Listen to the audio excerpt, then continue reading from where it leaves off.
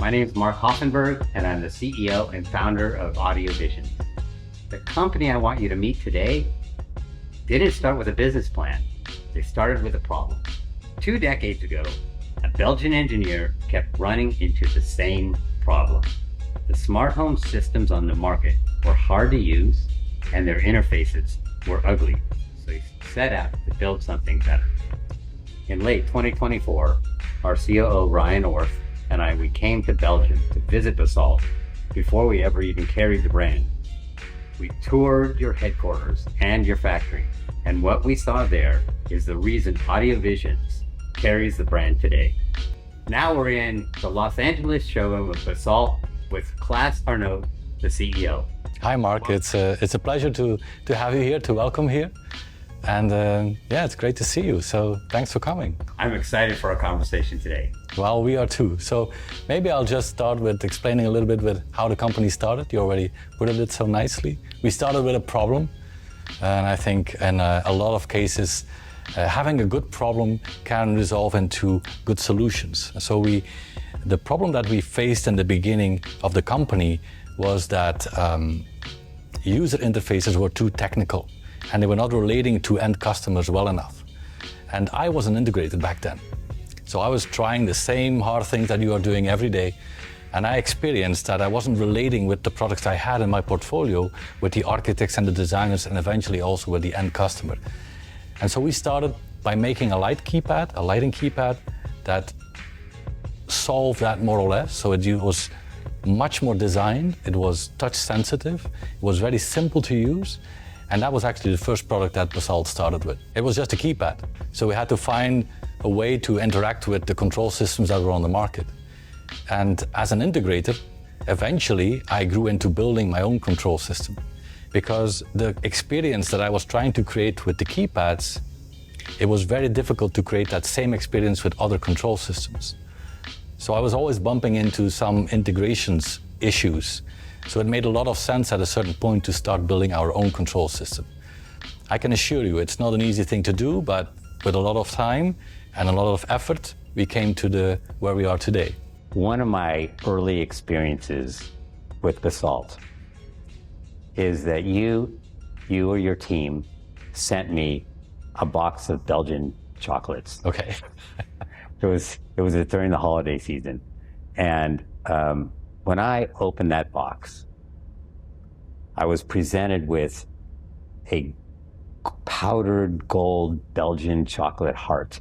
Okay. And it was nestled into this surface, just like maybe a button on your Adelante door station. It looked so beautiful. And then when I lifted that surface, there was a grid of beautifully finished milled chocolates in various metal finishes, almost like they were milled on your factory floor.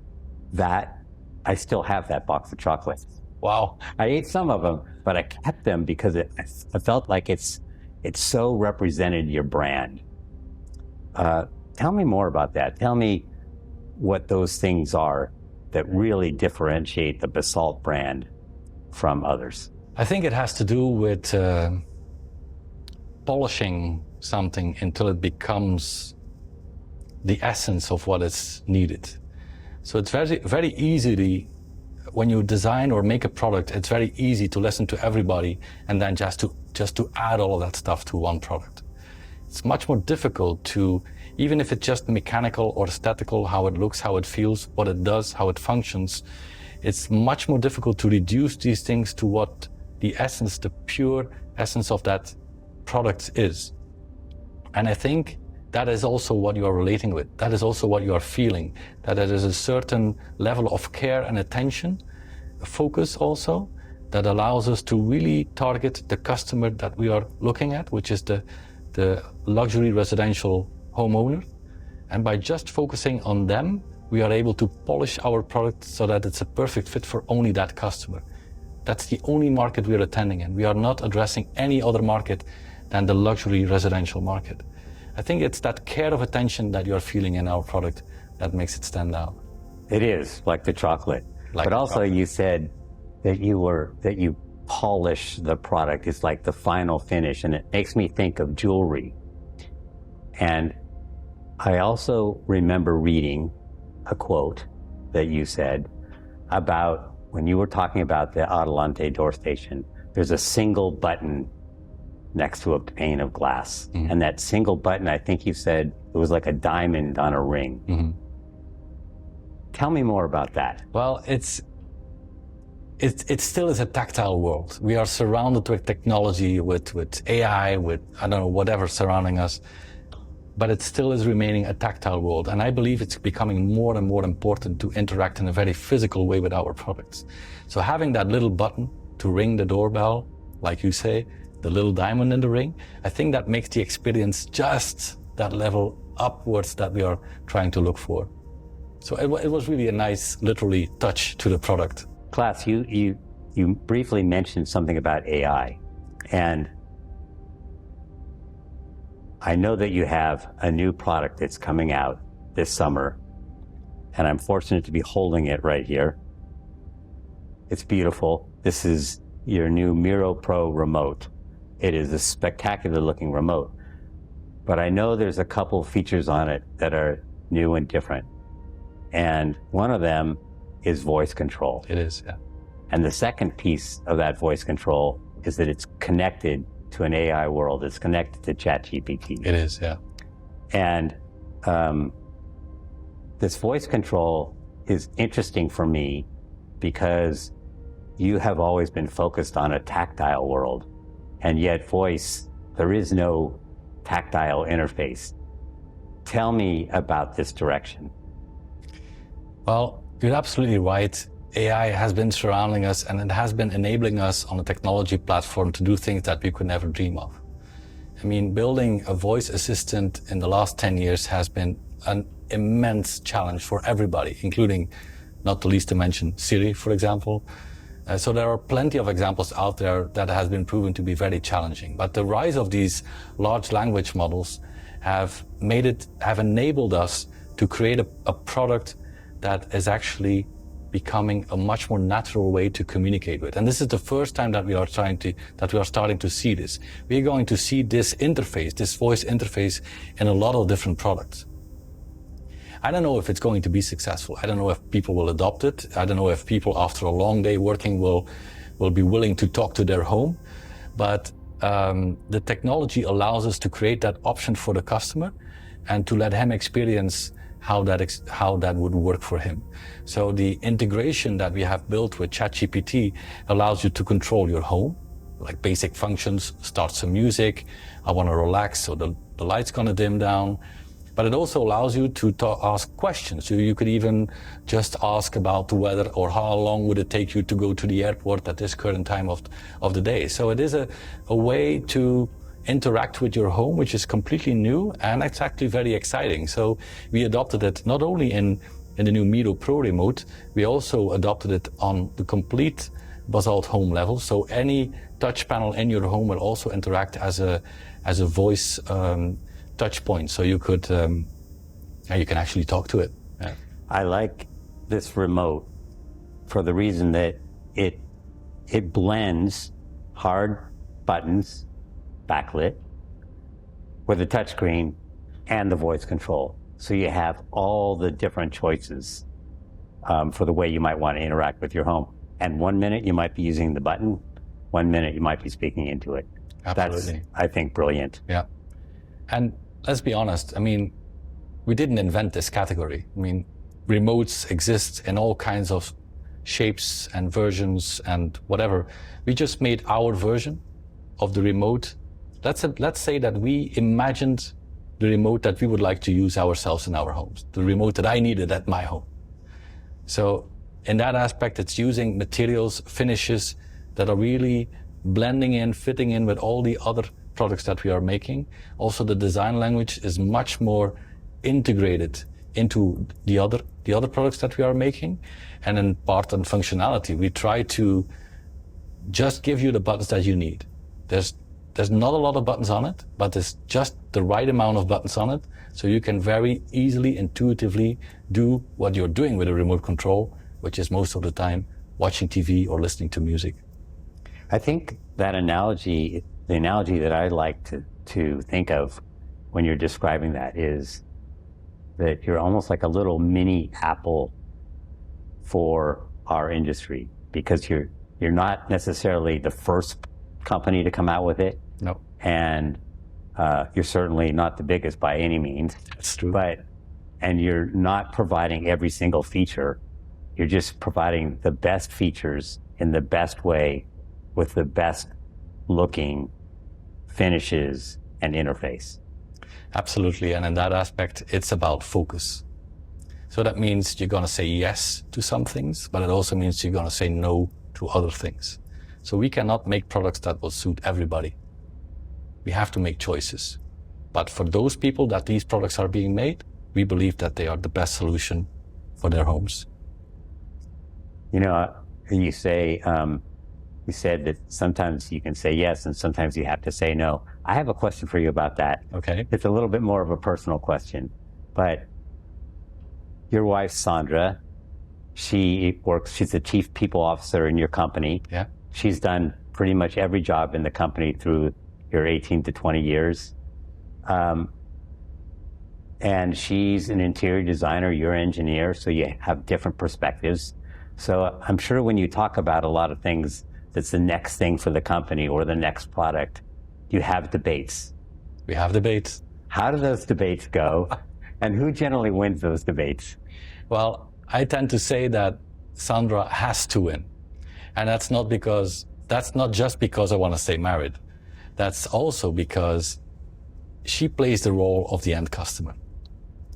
So I come up with the product, I even design the product, but then she's my ultimate customer. And if she doesn't like it or doesn't know how to work with it, it's back to the drawing board. So she has to like it, and if she likes it, then it passes.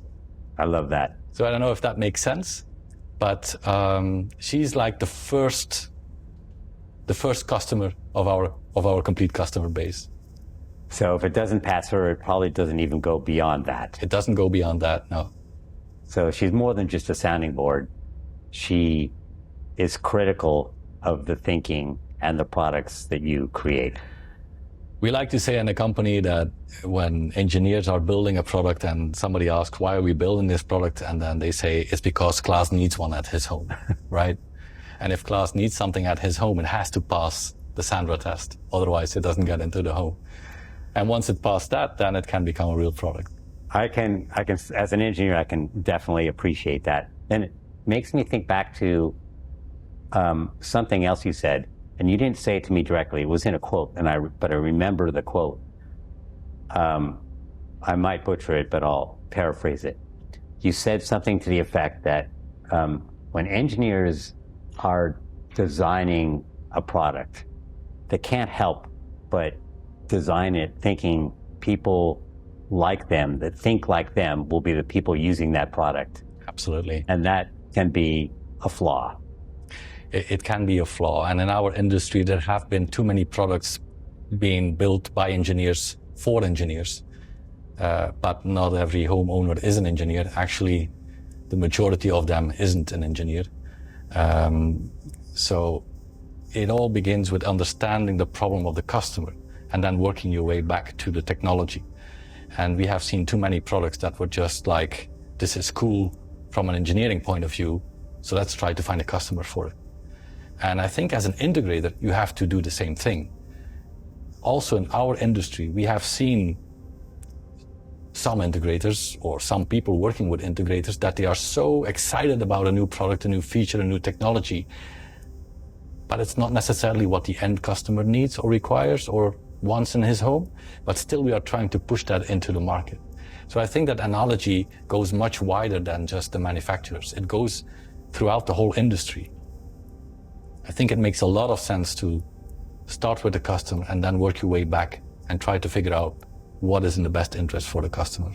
Klaas, you design and build everything in your factory in Belgium. That was one of the things that amazed me. Yet Belgium is an expensive place to be building stuff, and most of the manufacturers are handing it off to offshore manufacturing, yet you remain committed to building everything yourself, vertically integrated. Tell me, what is it about that decision and why you continue to go that way? Well, first of all, we assemble everything in Belgium. It doesn't mean that we source everything in Belgium. We tend to source components all over the world, but we design and specify them out of Belgium. We bring it all to Belgium, we assemble it there. And I think it's very important to do that in your own factory, because that same care and attention that you were using during the design process, it needs to be continuated into the production process. So if you would offshore that, you would have a disconnect between the design process and the manufacturing process. And then second of all, I think maybe we would gain a little bit in offshoring certain activities, but as a small luxury manufacturer, we wouldn't gain that much. And so the advantages by far outweigh the disadvantages of doing it close to where we are. Candidly, when we went there, I was just so blown away and impressed by your manufacturing facility and the fact that you had all these advanced CNC machines and that products like this could actually be made in that factory. Yeah. That impressed me. So let's talk about your move to coming to the U.S. market. I know that you have significant presence in the European market, and now here we are in your LA showroom, and you have been making a move into the U.S. market, and yet the U.S. customers, the builders, the architects, the designers, and the end users, I think they see home control systems differently than the European market. What is it that you're hoping that the U.S. design build community, as well as the U.S. customers, will eventually like about the Basalte product and this European philosophy? Everybody in our industry is trying to elevate the industry. We are trying to elevate the user experience in these homes. And first of all, we want to do our part in that. We would love also other manufacturers in the industry moving in that direction of more simplicity, more design, more quality materials. Of course, we can only do our part, and that's fair. If you look at the US market compared to Europe, then I would say that in the subsystems that we are controlling, we see a lot of differences, different products being used, but the overall experience for the end customer is more or less the same. The expectations are more or less the same, and the search for simplicity and comfortable control is everywhere, not just in the US or in Europe for that fact. So I think that search for the right solution for the customer exists worldwide. It just is a slightly different solution in the US than in Europe. So we have to find the right integrations, the right approaches into the building process. The building process is different in some ways than in Europe. We have to interact with different people that make the decisions into the process, but we're taking that step by step. We want to do it carefully. We want to do it curated with the right people, like you. We want to build the right network and make customers happy. And by doing so, building the brand, and also in the US. Why not? At some point, I think we'll get there. Let's build it together. I love it. Klaas, thank you so much for being on the Smart Stack today. I appreciate your time and your thoughts. It's been a pleasure. For more information on the design build community, subscribe to the Smart Stack.